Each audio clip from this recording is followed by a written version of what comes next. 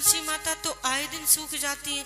बोले क्या करें महाराज, खूब सेवा करते हैं, पूजा करते हैं, गौ माता का ख्याल करते हैं। अब गौ माता की इच्छा और तुलसी माता की इच्छा नहीं होता तो मैं क्या करूं। कहना शुरू कर दिया, पंडित जी बुरा मत मानना, बात ये है ना कि तुम्हारे जो पितर है ना वो तुमसे संतुष्ट नहीं है।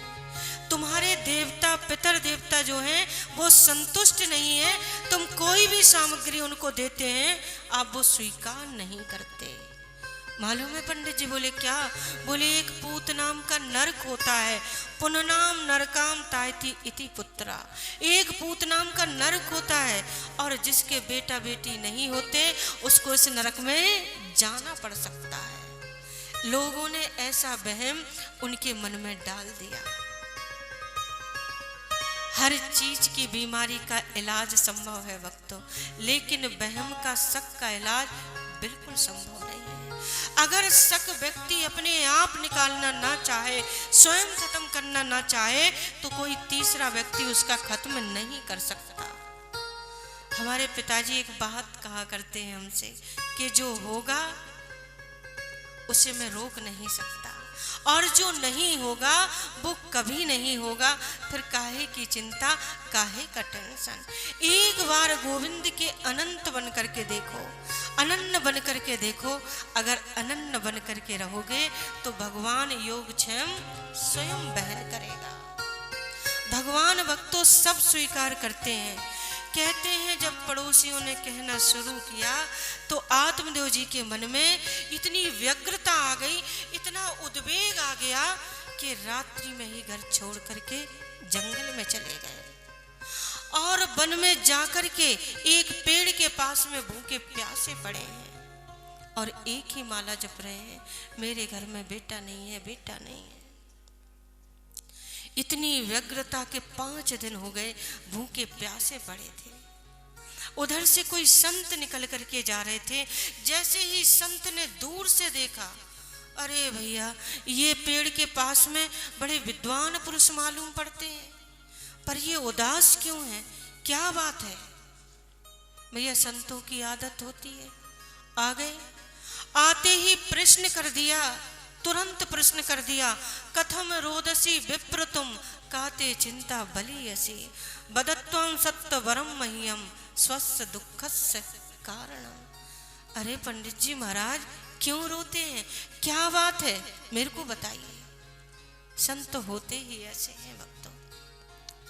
पंडित जी चरणों में गिर गए, चरणों में गिर करके रोने लगे। महाराज क्या बताएं, अरे मेरे पूरे पुराने जन्म के, पिछले जन्म के ही कुछ कर्म ऐसे होंगे जिसकी वजह से तुलसी माता सूख जाती है हमारे घर में। गौ माता की सेवा करते करते बांझ हो गई और इसका केवल एक ही कारण बताया गया है हमें कि हमारे घर में बेटा नहीं है। संत जी गंभीर हो गए और समझाते हुए कहने लगे, पंडित जी बुरा ना मानो तो एक बात कहें।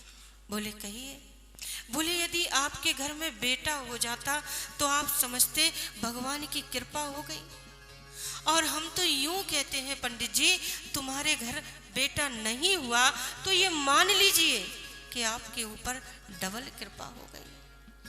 केवल पुत्र होकर ही किसी को मुक्ति नहीं मिलती, केवल पुत्र ही किसी को मोक्ष दे दे भक्तों, ऐसी बात नहीं है। राजा सगर के तो 60,000 बेटा थे, क्या किसी बेटा ने उनके लिए सोने की सीढ़ी बनवाई? नहीं ना। राजा अंग का तो केवल एक ही बेटा था, बैन। ऐसा तंग करता था कि असमय में ही पिता को घर छोड़ करके वन में जाना पड़ा। क्या करोगे बेटा लेकर के? हो जाता भगवान की कृपा और नहीं हो जाता तो परमात्मा की डबल कृपा समझनी चाहिए। हमारे वृंदावन में भक्तों एक संत जी कथा कर रहे थे और वो कह रहे थे कि भाई मुझे तो कभी कभी ऐसा लगता है कि बेटा यदि कुपुत्र हो जाए तो भगवान की ज्यादा कृपा है। लोगों ने कहा भाई क्यों? बोले बेटा यदि सुपात्र होगा, सुपुत्र होगा तो उसको छोड़ करके तुम वन में नहीं जाओगे। कौन जाएगा अच्छे बेटे को छोड़ करके? यदि बेटा कुपात्र हो जाए, तुम्हारे अनुकूल न चले, तो वृंदावन जाना जल्दी जल्दी शुरू हो जाएगा।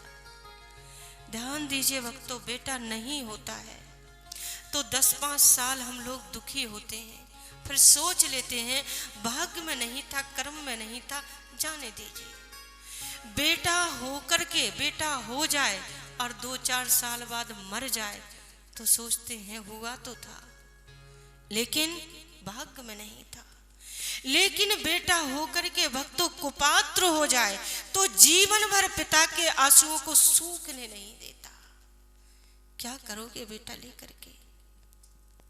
और तुम्हारी ज्यादा ही बेटा की इच्छा है तो हमारे गोविंद को ही बेटा बना लो, गोविंद को ही पुत्र बना लो। संसार के बेटा धोखा भी दे सकते हैं, लेकिन जिस भावना से तुमने अपने पुत्र को मांगा है, चाहा है, उसी भावना से यदि गोविंद को मानोगे तो सारे कार्य अपने हाथों से करेगा।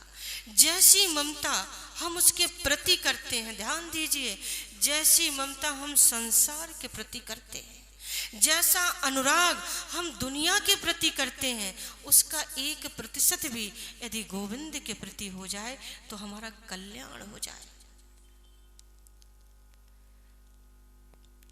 एक सज्जन बोले, साधना जी एक बात पूछो। मैंने कहा हाँ हाँ कहिए ना, क्या बात है? बोले एक बात बताइए। हमने कहा क्या? बोले जब भी हम भजन करने के लिए बैठते हैं ना माला लेकर के, तो मुझे नींद आने लगती है, क्यों? हमने कहा भैया मुझे क्या पता। जिसके प्रति प्रेम होता है, अनुराग होता है, उसके नाम जपने पर नींद नहीं आनी चाहिए। बोले नहीं नहीं साधना जी, भगवान से तो हमारा बहुत प्रेम है, मैं हर महीने वृंदावन जाता हूं, परिक्रमा देता हूं। हमने कहा ऐसी बात? बोले हाँ। हमने कहा सेठ जी एक बात बताइए, जब नोटों की गड्डी गिनते हो तब नींद आती है क्या? बोले वाह, बानिया का बेटा हूं, नोट गिनते समय कैसे सो सकता हूं, बिल्कुल नींद नहीं आती साधना जी। हमने कहा सीधी सी बात है, नोटों को तुम अपना मानते हो, यदि भगवान को अपना माना जाए। हमारे ब्रज के एक संत कहा करते थे कि माला पर भगवान का नाम क्यों जपा करते हैं? बोले भैया माला पर भगवान का नाम इसलिए जपा जाता है कि माला छूट जाए।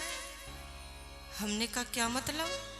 बोले माला पर भगवान का नाम जपते जपते जपते जपते वो मंत्र हमारी रग रग में, नस नस में, हड्डी हड्डी में इस प्रकार समाहित हो जाए कि एक समय ऐसा आए कि अजपा जाप शुरू हो जाए। इसीलिए तो हम माला पे नाम जपते हैं। तो ध्यान दीजिए भक्तों, परमात्मा से कोई संबंध जोड़ो, कोई रिश्तेदारी जोड़ो, उसको बेटा बना लो। तुम्हें जो अच्छा लगे, मधुमंगल ने सखा बनाया, मैया यशोदा ने बेटा बनाया, गोपियों ने पति के रूप में चाहा। केवल भाव ही तो है, किसी भी भावना से भगवान को भजो। ध्यान दीजिए, भगवान को बेटा मानकर, पुत्र मान करके, सखा मान करके और पति मानकर तो कोई भी भज सकता है, लेकिन शत्रु मानकर तो वही भजेगा जिसकी बाजुओं में ताकत होगी। सब नहीं भज सकते। अनन्य ममता विष्णु ममता प्रेम संगता भावस्य सांद्रात्मा बुधई प्रेमा निगतते।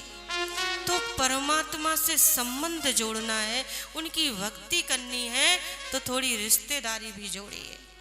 कैसे भी इस निष्ठा को भक्तों हृदय में जगाओ। तुम्हें मानने में देरी होगी, लेकिन उसको पूरा करने में देर नहीं होगी। बोलिए बांके बिहारी लाल की। आपने सुना होगा कर्माबाई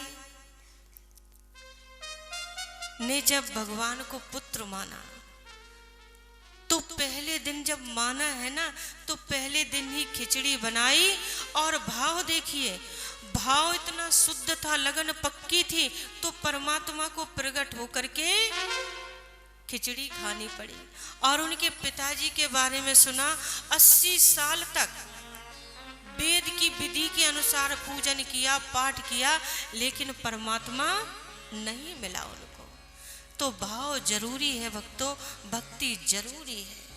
दिन रात हम लोग माला जपा करते हैं, जब बेटा नहीं होता है मंदिरों में जाते हैं, तीर्थों पर जाते हैं, गंगा जमुना में डुबकी लगाते हैं कि बेटा हो जाए, बेटा हो जाए, बेटा हो जाए। क्या काम करता है बेटा? एक ही काम करता है भक्तों। जब पिताजी की मृत्यु हो जाती है ना, पिताजी की मृत्यु होने पर उनका शरीर जब चिता पर रखा जाता है ना, तो बेटा एक लठ लेता है, डंडा नहीं लेता, और उस लठ को खोपड़ी पर मारता है और एक लोटा घी भर देता है। ये काम तो कोई भी कर सकता है भक्तों। बोलिए बांके बिहारी लाल की।